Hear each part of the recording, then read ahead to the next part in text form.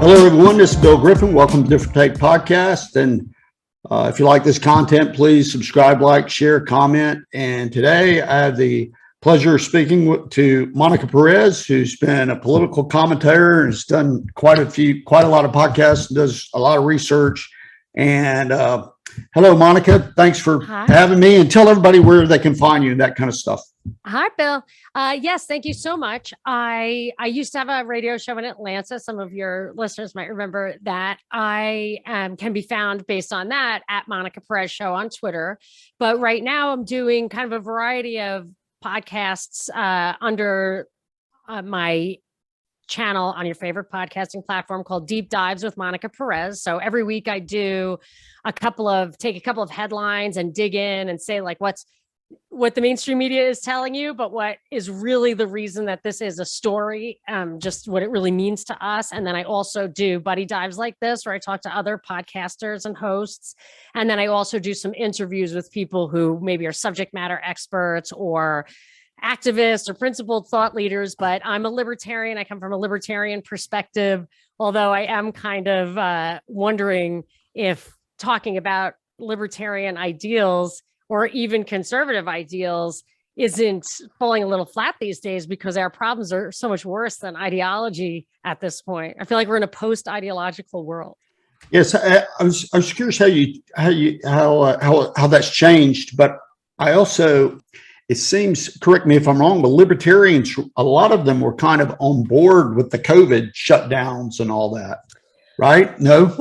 Well, there's a big problem with the labels, is that with libertarians, there are libertarian party people, there's libertarian publications, there are even people on Fox News who call themselves libertarians. I call those corporate libertarians. Prior to the COVID thing, their issue was like I would call them conservatives who believe in abortion. It's like they were fine with wars, but they were pro-choice or whatever. And I thought that's not the libertarian ideology. And then you started getting people at high positions in Libertarian Party saying stuff like Brett Kavanaugh stands credibly accused of attacking someone, and that's violating her liberties, so we have to be against him. And I'm like, well, credibly accused is, that we have standards, we have process, like that just didn't make sense. So the people put themselves out there as libertarians, and like the COVID stuff, it just, they twist up any semblance of ideology to go along with whatever's popular. I think it's to undermine libertarian ideology. And I think that Trump was there to undermine the kind of traditional conservative ideology that Ron Paul had been tapping into. So I always think of Ron Paul as the kind of, transition from traditional conservative, like my father was, to real hardcore libertarian as I was. I don't even know what to call myself anymore, but I feel like some of these people just pop up there to undermine the ideological stuff. Yeah, to this day, I don't understand the personal hate regarding Trump.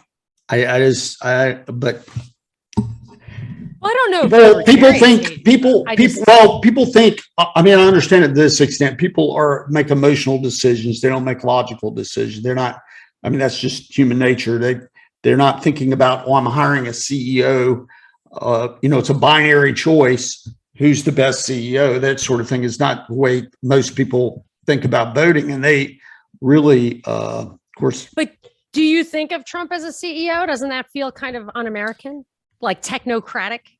I think you're not hiring a person you just want to have a beer with, is what I'm getting at. Right. Yeah. It's not a lot of people. So I have really good friends, smart people that would tell me I cannot get past the personal part. But I feel like that personal part was mostly a show to get to kind of rile people up. Like he didn't care if he was hated, because the people who were disliked him or outright hated him were both not going to vote for him. So you might as well tap into what the frustrations, because we already know that what makes people mad is more likely to get them off the couch than what they like. So it was kind of genius, because most of the time what you do is you get people off the couch to vote against what they hate. But what he did was he got people he commiserated with them in what they hated. So they got to vote for what they liked because of what they hated. And I know I don't really attribute any of that kind of stuff to his own, some kind of unconscious personality that he had, because if you go back in time, he had a totally different persona. He had them at Fox News. He had them on Howard Stern. Jeff Zucker of CNN was the one who kind of trained him how to be the boss on The Apprentice. And I think that he tapped into a lot of that training he's a PR guy. And I think he did a great job. But I would take it one step further and say, I think he was chosen for that role. Like, I almost feel like the powers that be have so much responsibility, so much influence over who gets to the very top. I think that in order to get on that stage and win the primary for the Republicans, chances are you have to have some backing behind you. So I feel like whether they actually gave him money or they just liked that something he was going to bring to the table. Shoot, I mean, Democrats might have wanted him really at the highest level so that you could get some anti-Republican backlash that would last a while. I don't know. But, and I wondered even if Ted Cruz was going to be somebody that also had that polarizing effect, and that he just didn't inspire people. So, not just the voters, but also the money guys who get that, they kind of take the pulse of the voters. I think they kind of went for Trump. That's interesting. So how did that compare to what was going on in the Obama years? So I had a radio show from, I think my very first appearance on the radio was 2011. And then and then my last was February 2020, when I started saying, to the opposite of what you're saying, I was such a hardcore libertarian that I started objecting to COVID policy in February 2020. And I was telling people, this isn't going to be 2 weeks. It's going to be closer to 2 years. If you do a little research, you can find that. And I mean, that was the end of my radio experience, but I was there for 8.5 years. So I saw most of Trump and a lot of Obama. And I remember when I was so surprised, because I was raised by my father, who's a traditional conservative. And I thought of him as a libertarian, although over time, I feel like he's just a traditional conservative, a minarchist, a minimum government. He said the only legitimate functions of government were the police, the army, and the courts of the federal government. That's what I was taught. And when I brought that to the radio, and I grew up in New York, so I never knew anyone who thought like that at all. And I moved to Atlanta and very quickly got, just by some serendipity, I wasn't a broadcaster or anything. I was a banker by trade, but I was a mother by occupation at that time. So I went on the radio, and I was just flabbergasted at how many people completely agreed with what I was saying ideologically. That American heritage, that foundational, those principles that our country was founded on were resonating with people, even though you just didn't get that hardcore, you could call it traditional conservative. I thought of it as liberal, or classical liberal, or libertarian. Like, the liberals hijacked the expression liberal from the classical liberals, which were our founding fathers, traditional conservatives, libertarians. Those are all kind of in the same category. And when I was on the radio, it was like amazing that, people that resonated with people, but the regular conservative hosts like Sean Hannity or whatever, who was on that station as well, they weren't really speaking to that for people. People really had that going. And that's why Ron Paul got so popular, because he was saying things that I think we had learned really from our parents through our grandparents, some of us. Now, in the South, it's probably a lot easier to see that. But in New York, there was just a straight line, because there was nobody else in my world who thought like that. And they just loved it, really loved it. And I remember thinking how powerful it was, what Ron Paul was tapping into. And I wondered how that they were going to really stamp that out, because anyone could ignite it at any time. It was in our DNA practically.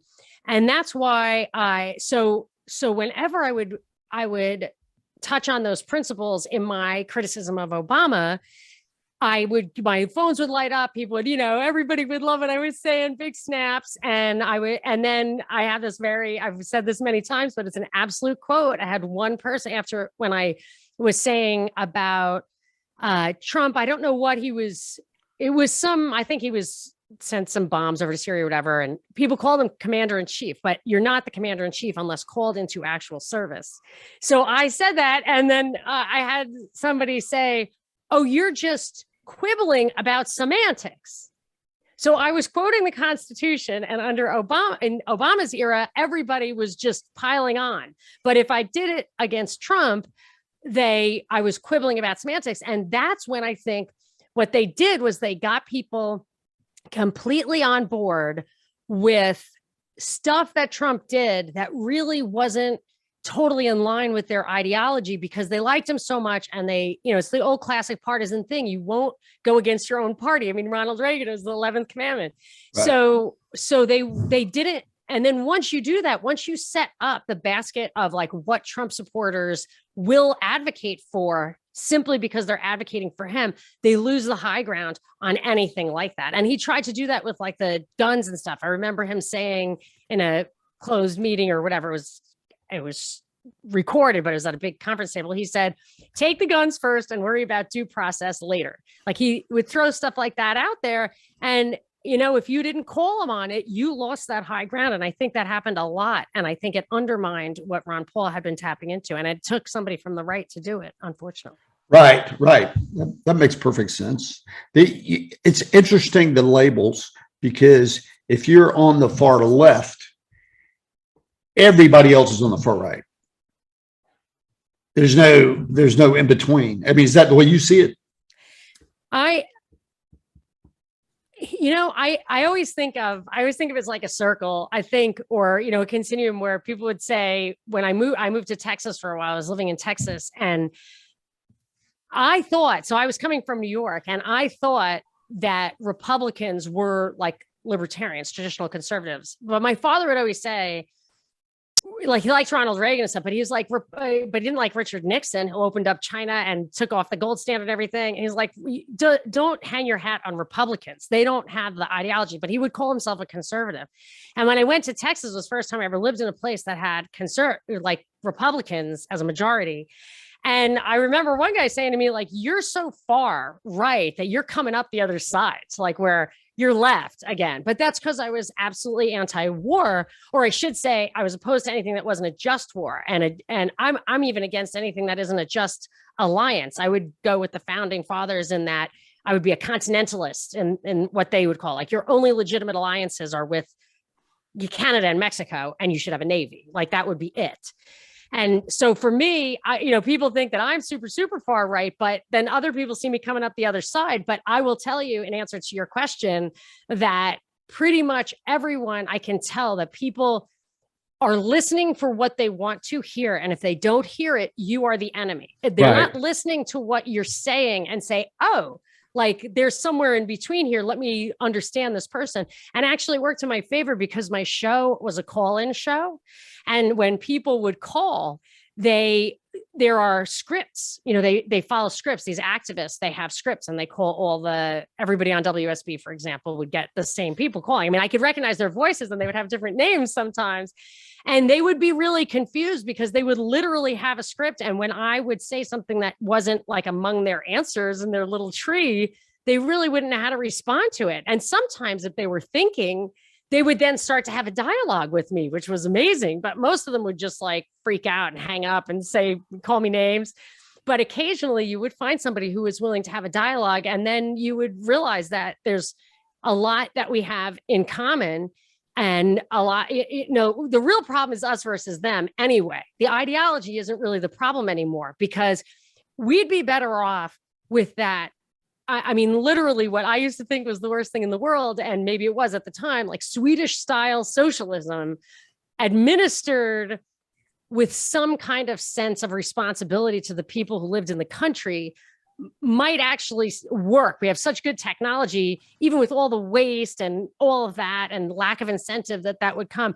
I don't even think that would be as bad as the level of waste and like evil that is coming from the kind of corruption that's hijacked this country. And I'm not talking about Republicans or Democrats or anything. I'm talking about like whoever's behind the COVID thing.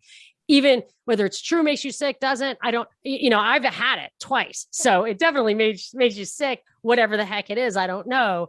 But to lock people down, I mean, live free or die. Like, how complicated is that? Right. I agree. And the if you just look at it from just from a health standpoint, you you do a lot of damage to your health when you're broke. So and that was very foreseeable a couple of years ago. I've got a couple of interviews with some people that are running, Democrats and Republicans too, and I plan to ask that question because I don't expect to get another interview afterwards. Because it's important to know what happened. I mean, what their thought process was. I mean, it's all started here, pretty much on the local level. The shutdowns, the legal machinery was okay. It was the cities, then it was the counties, then. But didn't they need that emergency declaration from Trump? Like, I think that was kind of under advertised, that because my argument was, if Hillary was in the White House and she issued that, there'd be 4 million long guns in the mall. Right. And I tried to get people to go with me July 4th, 2020, and nobody answered the phone. Whereas Glenn Beck and Freedom Works and everybody, I went to all of their Obamacare marches. I was there every time I got the call. Nobody, and what I got back, I actually got answers. We're only protesting on the local level. And I was like, you're doing that because of Trump. But if Trump were to say there's no emergency order here, and I don't think that the science supported what would be an emergency order. And they even recently changed the definition of pandemic so that they could call it a pandemic, and people carry around the old definition in their heads, but it's totally foreseeable. And I'm curious, I'd be very curious to hear what they would say in answer to your question, because I really couldn't understand the mentality of all the bureaucrats. It's like straight out of 19th century Russian literature, like, mindless drone bureaucrats who have no soul and only care about like what kind of brandy they get to drink and what people think of them, and they'll do whatever they have to do to get along, I guess, is my bet. Like, that's the most generous possible interpretation of what got everybody to get into lockstep, even in some places that you would have hoped better for. The language from the people in the county level was that they bought. I mean, they bought into it. They actually believed this was going to be a temporary thing. I mean, it was just, the county level of the mayors. I mean, they've got to live with the people around them the rest of their lives, and it's kind of odd that you're going to destroy people's livelihoods and businesses and bankrupt them, and that's got to affect their health. And they were perfect. Everybody was on board with it. What upsets me, and again, I will go back to my father because we're talking about ideology and foundational thinking. My father taught me that I needed to, he was teaching me values, the right and wrong, and how to reason with that. And he said, you have to really understand right and wrong, because otherwise, every time a decision comes along, you're going to have to weigh this and that and this and that. And the only politician at the national level, and I know you're talking about local, but like, that's why that annoys me, because it took me 1 second, like literally 1 second, like, oh, you can't do that. Like, no. So they obviously don't care at all about having their value system as a touchstone there. But the only politician on the federal level that I ever heard do that was Justin Amash or Amash. I don't know how to pronounce his name. He was a congressman, I think from Minnesota or Michigan. I should know. But he wasn't my congressman. I think it was Pennsylvania. I think. No, I don't think so. I think it was Michigan. Okay. Or Minnesota. Like, he was way up there where it was cold. I could look, but he used to, on his Facebook page, every single decision he made in Congress, every vote, he would explain on a constitutional basis. And that guy was my hero. And then one day he did 3 things, or like the span of a few weeks. He said he thought Trump should be impeached, which was ridiculous. He said he, I think, wasn't a Republican anymore, became an independent. And he stopped doing that on his Facebook page. And I literally feel like somebody probably like threatened his life, like I don't know what happened to him. But my point is that there was one person in my lifetime who actually followed that idea of looking at your foundational touchstone as the basis for your decision, for every single decision, every time. And that's what we needed. And there's no excuse for the people who didn't do that. Right. And I mean, I don't know if I live long enough, but I think it's going to happen again. There'll be another shutdown for the same reason, unless the kids grow up that had the mask on for 2 years and just and they're like driving the train. Well, what about the climate stuff? I mean, that's what people think, that this was a rehearsal for a climate shutdown. And of course, they put us all on Zoom. And I just cracked the code today on the telemedicine thing. And Amazon, Zoom, telemedicine. I think about how much I buy on Amazon. Everything. I buy everything on Amazon. I don't like it, but I buy it, and I hate shopping. So my consumption has probably increased by 5 times what it otherwise would be like when I was a young mother and didn't have Amazon. I just wouldn't buy stuff. And I would like reuse stuff, and I just would literally like eat less, cook more rice. Like I just hate shopping. But with Amazon, literally, I mean, I have even gotten things on the same day. If you get up early enough and you order your thing, you can literally have it like occasionally the same day. That's how, sometimes I think I've just thought it into existence on my front porch without even pressing the buttons. But I thought that about telemedicine, is that they really have been pushing telemedicine the whole time. And it's like the last big business that you couldn't just pop into existence at home. You had to go out to buy it. And now they're bringing that to your home too. And I feel like they've just pushed everybody into their homes, and that it's kind of less painful. And even if we've all become incapable of, we're all agoraphobic now or something, then we might even like it. I mean, there were definitely some benefits to not going out. Like my like daily routine is a bit of a grind. So being able to just like not have to do all the driving and blah, blah, blah, had some, I hate to admit it, but it had some value. And the mindless masses, I think, may be getting trained to just kind of like the living in their little cave thing, and they'll be all right with it when it becomes a climate thing. And look, gas prices at 7%. I smell a rat on that. $7. Like they're $7 a gallon out here, gas prices. And I mean, I smell a rat because you don't want to drive anymore. Who wants to drive? And they're like, okay, well, we'll just Zoom today because I don't want to drive either. Yeah, it's amazing. I saw a video of a woman, presumably on the left, that blamed the religious right for the high gas prices, which is actually, isn't that what they kind of been saying that they've been wanting to do for years, is to raise the prices of gas so that people couldn't drive and they're going to save the earth, that sort of thing. How would it be a religious right thing? That's everything is, I guess. I would assume that's just the propaganda she's been getting, so she doesn't. Right. Well, I mean, you can just draw a line. It's so crazy. If you want to hurt Russia, you know what hurts Russia? Low gas prices. Right. Right. They're selling it. So that's when they really were trying to hurt Russia. Gas was $15 a barrel. Remember? Right. It was crazy. They were paying people to keep the gas in the ground. Yeah. So, I think that was February. That was just right after the shutdowns, or before. I can't remember exactly. Maybe it was. Yeah, it was in that. It was in this. It was in the spring of 2020, and people forget it. I saw today there was a prominent that the host of the comedian Bill Maher. He had completely forgotten there was a market crash.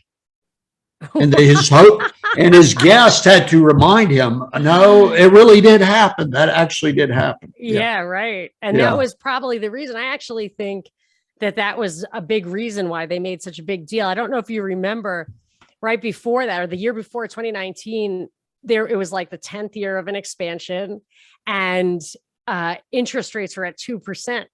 And I remember thinking, if they have any kind of crash, which they have to have, then what are they going to do? Normally in their Keynesian world, they lower rates by like 5, 6, 7 percentage points. So what are they going to do? And then lo and behold, instead of owning what they did in 2008, the entire economy, the entire country's like economy, not the market, the economy was crashed. The inflation, there was an excuse to just pump up what was probably a debt collapse from not only 2008, but 2001.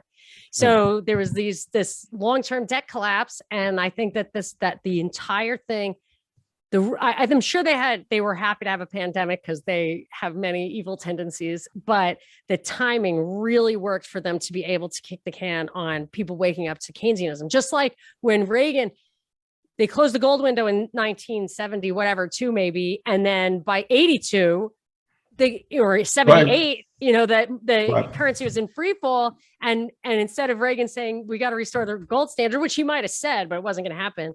They had to do something. So they raised rates to 15%, which was crazy in itself, but they will do anything to save this artificial financial system. Right. That's right. And 2% rates, instead of being you got some experience in this, but 2% rates instead of what what they would naturally be otherwise, it enabled the Congress to spend $15 trillion more than they would have otherwise. I know there was no reason. This is how I think of deficits. It's unconscionable, first of all, because what you're doing is you're spending future generations' money. So they have taxation without representation, which is supposedly like a fundamental principle in this country, right? Nobody's voting who's paying that bill. So, and then we are the richest, until recently, I guess, the richest and most productive civilization in human history. So if we can't make enough food for ourselves, if we're consuming more than we're producing as the most productive civilization in human history on a per capita basis, we're consuming more than we're producing. I guess we're planning on some amazing technological advances in the future that will make up for all this overconsumption, but we don't need to do that. We could just consume what we produce. That would be fine. Like there's no reason not to do that. And they continue to act like there's a reason. And it's getting harder and harder for them to make up those excuses. And I think that's another reason they had to do the pandemic how else would you get UBI and stimmy checks and set those precedents in a world that just, it was hard to starve in this world before, like not in the world, but in this country. Well, I mean, no matter what the question is, the answer is more government. And the government's the one that's creating the problems. That's the thing that's really maddening. The pharmaceutical stuff too. If you look at the level of prior to like this recent fentanyl thing, which I don't even know why they're doing that I smell a rat there too. But the level of drug overdoses from pharmaceuticals was higher than from black market drugs, if I recall correctly. And what they don't even talk about, iatrogenic illness, it's called. It's where your actual medicine ends up killing you or makes your symptoms worse. So they can't tell that it's the drugs and not your illness. So then they give you more. So it's just like the healthcare system. It just makes you sicker as the government just makes you worse off. I call it a pathocracy. It's like a pathological government, a pathocracy. They're not on our side. And it makes it impossible for me to even remember. That's why I'm such a hardcore libertarian, really an anarchist in a way. I mean, I call myself an anarcho-capitalist, but I'm just done with all of that, those labels now, because capital has been so bastardized by this fiat system. I don't even want to call it capital anymore. But they've gone so far that you can't. That I just couldn't even imagine that there was ever a government that wasn't antagonistic towards its own people. But you can't, it's really, I think maybe if you go before World War I, there were some European countries that had, even just kings and stuff that had at least some they had kids. They wanted to live and rule. So there was some sense of responsibility to their own country that they would put above like some international elite that just paid them off because they had only one head, Right. and they wanted to keep it on their Right. shoulders. But we don't That's have very that interesting. anymore. No, that's for sure. That's for sure. I wanted to ask you about, so the thing that's maddening to me, of course, people, we got who we voted for, right? So the thing that, yeah, maybe the thing that is maddening for me when it comes to voting is the people that are pressing for the voting by mail, and it's on both sides. They're pressing. Nobody's saying, I think it's wrong to just inject that dynamic into a household where, well, hey, college age kids, Yeah. I voted for you. That sort of thing. I mean, why do you I want have a son who has Down syndrome, and he is now permitted to vote. So, and I let him vote. I told him to vote for Kanye because he likes Kanye. Because I live in California, it doesn't matter. My husband was like, you have to let him vote for who he wants to vote for. And I was like, he's going to vote for who his teacher told him to vote for. And he did. But yeah, I should have just told him who to vote for, because better he listens to me. But it doesn't matter here in California, I feel like. But there is a thing about the mail-in voting. I'm no expert on that, but I used to do a lot of shows with a guy in Georgia who is an expert in it. And he said the mail-in voting, there are ways that you can make it more secure. And so he's not like totally across the board. I understand what you're saying completely. I do. That seems true. But the voting machines that can't be audited are, I literally say it's like you go in and you make a wish. Like you go into the voting booth, you rub the belly of the Buddha. Like there's no connection at all between what you wrote and what you can see on the other end. And that to me is, at least with paper, there could be some, if you tried really hard, if you really wanted to get the vote right, you could do it in a variety of ways. But the one way you can't do it is what's sweeping the country, which is these electronic voting machines that cannot be verified by the voter or audited after the fact. Yeah, that I haven't done a whole lot of research on this, but I understand in Europe they've gotten away from the machines and they did back to paper and lots of voting locations, and they may have, I don't know if they've tried it and it worked, but this is the thing when people tell me stuff like that. And I agree with you. I saw that definitely happening in Germany. I think I noticed that several years ago. I think there's something called like Black Box or whatever, which is an international movement towards that. But you tell me that. And then I have English people telling me how, like, at least their parliamentarians debate and their prime minister has to go in there and talk to the legislators and be educated and whatever. And then I look and I'm like, okay. And we all have 50% taxes, and we all have crap, and we all have corruption, and we all have socialism, and then we all have this, like, I would say, intentionally generated far right that create, like we have all the same dynamics. Everything's wrong the same way, and that's when I just give up all hope, and I sound like I'm an anarchist. Like I don't think it's possible. I really am more of an agorist, which would be where, like, if you could avoid paying taxes and just trade your eggs for, lemons or whatever, if you could do anything to kind of suck back that money and power and assume more autonomy. I've begun to think that rather than just talk about the Bill of Rights, as a libertarian, I aspire to just assert my liberty by being autonomous, by being in a position where I can't be controlled from the outside so easily. I was caught flat-footed for sure. When you talk about the dollar being devalued, you talking about was 8% inflation rate. Yeah. I hate the word inflation because the inflation already happened. The money supply was already inflated. Yes. Now we're just paying the prices. Yeah. Always everywhere monetary phenomenon. Right. So it's the idea that there are people that think that this is going to be over in a couple of years. it can't be. I don't think they can unwind that fast. Well, let me ask you, I have a question for you on that. So if inflation is a rate, so if they double the money supply, you could have 100% inflation. And then it's there. So it's never going backwards. People are just like, it'll come back down. It's like the prices aren't coming down. We're talking about ending inflation, you're talking about trying to stop the bleeding. The prices are never coming back down.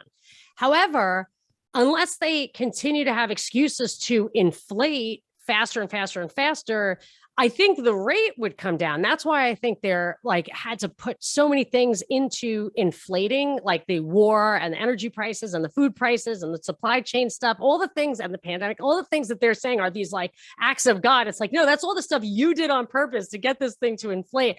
But at a certain point, what do you think? It has to kind of level off, because how many more shocks can I think deliver? I mean, when you look around the world and you see this rate, and the Fed's at 1 3/4, the Congress isn't going to stop spending money. So I mean, you look around the world, that never happens. I mean, where you go from 8 back to 2, that's not going to happen in a couple of years, is all I'm saying. I don't see how that's possible. No.